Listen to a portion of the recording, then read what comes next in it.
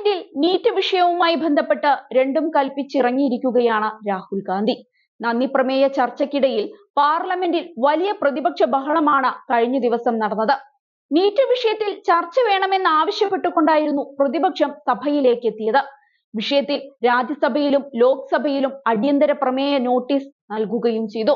രാജ്യസഭയിൽ മാത്രം 22 നോട്ടീസുകളാണ് എത്തിയത്. എന്നാൽ രണ്ടിടത്തും പ്രതിപക്ഷ ആവശ്യം പരിഗണിക്കാൻ കേന്ദ്ര സർക്കാർ തയ്യാറായില്ല.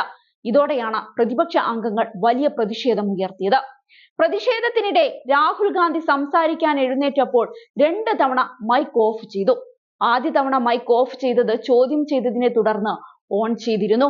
എന്നാൽ രാഹുൽ ഗാന്ധി സംസാരിക്കുന്നതിനിടെ മൈക്ക് വീണ്ടും ഓഫ് ആക്കിയെന്നാണ് പ്രതിപക്ഷം ആരോപിക്കുന്നത്.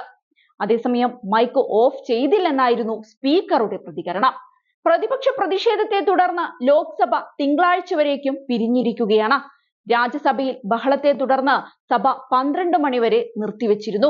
12 മണിക്ക് ശേഷം സഭ വീണ്ടും ചേർന്നുവെങ്കിലും ഭരണപക്ഷത്തിന്റെ നെറികേടിനെ തുടർന്ന് പ്രതിപക്ഷം പ്രതിഷേധം വീണ്ടും ശക്തമാക്കി.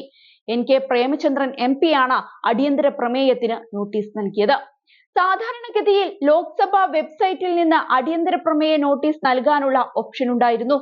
എന്നാൽ കഴിഞ്ഞ ദിവസം അത് ഒഴിവാക്കിയ നിലയിലായിരുന്നു. അതോടെ NK പ്രേമചന്ദ്രൻ MP സ്പീക്കർ ഓം കുമാർ ബിർളയുടെ ഓഫീസിൽ നേരിട്ടെത്തി നോട്ടീസ് നൽകുകയായിരുന്നു. നന്ദി പ്രമേയ ചർച്ചയാണ് നടക്കേണ്ടതെന്ന് സ്പീക്കർ ചൂണ്ടിക്കാട്ടിയപ്പോൾ അതല്ല, നീറ്റ് വിഷയം ചർച്ച ചെയ്യണമെന്നും നന്ദി പ്രമേയ ചർച്ച മറ്റൊരു ദിവസത്തേക്ക് മാറ്റിവെക്കാമെന്നും പ്രതിപക്ഷം ആവശ്യപ്പെടുകയായിരുന്നു. എന്നാൽ സർക്കാർ ഈ ആവശ്യം പരിഗണിച്ചില്ല. അതേസമയം ലോക്സഭയിൽ ശക്തമായ പ്രതിഷേധം ഉയർത്താൻ പ്രതിപക്ഷത്തിന് സാധിച്ചെന്നാണ് കൊടിക്കുന്നിൽ സുരേഷ് MP പറഞ്ഞത്. ലോക്സഭയിൽ പ്രതിപക്ഷ നേതാവ് രാഹുൽ ഗാന്ധിയും രാജ്യസഭയിൽ മല്ലികാർജുൻ ഖാർഗെയുമാണ് ചർച്ചയാവശ്യപ്പെട്ട് മുന്നോട്ട് വന്നത്. പ്രധാനമന്ത്രി പങ്കെടുത്തുകൊണ്ടുള്ള ചർച്ച വേണമെന്നായിരുന്നു പ്രതിപക്ഷത്തിന്റെ ആവശ്യം.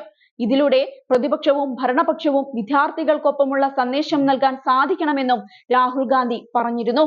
അതേസമയം സ്പീക്കറായി ഓം ബിർളയെ തിരഞ്ഞെടുത്തതിന് പിന്നാലെ ലോക്സഭയിൽ നാടകീയ സംഭവങ്ങൾ പ്രതിപക്ഷത്തിന്റെ വലിയ പ്രതിഷേധങ്ങളും സഭയിൽ അരങ്ങേറിയിരുന്നു. അടിയന്തരാവസ്ഥയുടെ ഇരുണ്ട ദിനങ്ങൾ സ്പീക്കർ പരാമർശിച്ചതിന് പിന്നാലെയായിരുന്നു സഭ പ്രതിഷേധക്കളമായത്. 2 മിനിറ്റ് മൗനമാചരിക്കാനും സ്പീക്കർ ആവശ്യപ്പെട്ടിരുന്നു. ഇതിനു പിന്നാലെ പ്രതിപക്ഷം ബഹളമുണ്ടാക്കി. ഇതിനു മുൻപ് പ്രതിപക്ഷ ശബ്ദം സഭയിൽ ഉയരേണ്ടതിന്റെ ആവശ്യകത എടുത്തു പറഞ്ഞുകൊണ്ട് രാഹുൽ ഗാന്ധി പ്രസംഗിച്ചിരുന്നു. പ്രതിപക്ഷത്തെ സംസാരിക്കാൻ അനുവദിക്കുന്നതിലൂടെ നിങ്ങൾ ഭരണഘടനയെ സംരക്ഷിക്കുകയാണ് ചെയ്യുന്നത്. ജനങ്ങളുടെ ശബ്ദത്തിന്റെ അന്തിമ വിധികർത്താവ് നിങ്ങളാണ്. സർക്കാരിന് രാഷ്ട്രീയ ശക്തിയുണ്ടാകാം, എന്നാൽ പ്രതിപക്ഷവും ജനങ്ങളുടെ ശബ്ദത്തെ പ്രതിനിധീകരിക്കുന്ന ആളുകളാണ്. നിങ്ങളുടെ ജോലിയിൽ നിങ്ങളെ സഹായിക്കാൻ പ്രതിപക്ഷവും ആഗ്രഹിക്കുന്നുവെന്നാണ് സ്പീക്കറോട് രാഹുൽ പറഞ്ഞത്. ഇന്ന് പ്രതിപക്ഷത്തിന്റെ ശബ്ദമായി മാറിയിരിക്കുകയാണ് രാഹുൽ ഗാന്ധി. ഇതെല്ലാം കണ്ട് ഒന്നും മിണ്ടാനാകാതെ, സ്വയം തീരുമാനമെടുക്കാനാവാതെ അക്ഷമനായിരിക്കുകയാണ് പ്രധാനമന്ത്രി.